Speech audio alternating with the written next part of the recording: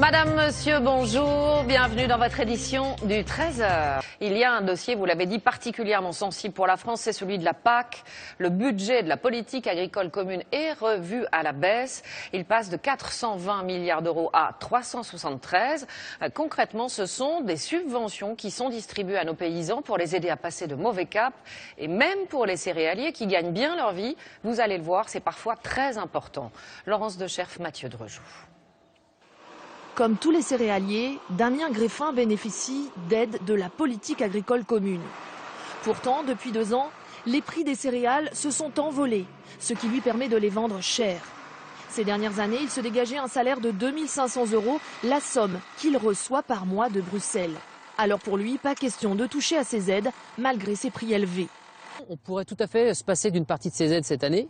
Malgré tout, on tient à ne rien lâcher puisqu'on ne sait pas quels seront le niveau de prix l'année suivante. Donc il est important de garder un filet de sécurité, un minimum d'aide sur chaque exploitation. Les prix des céréales, comme celui du blé, varient fortement depuis plus de 10 ans, en fonction du marché mondial. Résultat, certaines années, le prix est en dessous du seuil de rentabilité, tracé ici en rouge, et parfois au-dessus, comme depuis 2 ans. Alors selon ce spécialiste du marché mondial, les céréaliers ne peuvent pas se passer des aides publiques.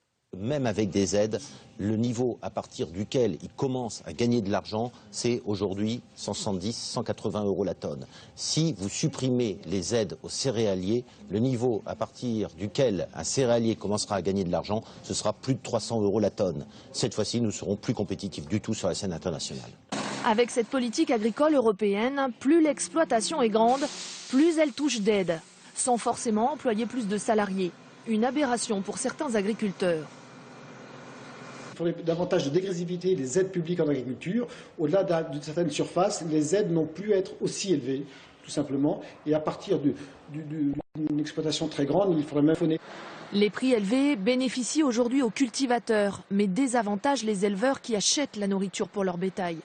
Des éleveurs qui souhaitent une redistribution plus équitable des aides européennes.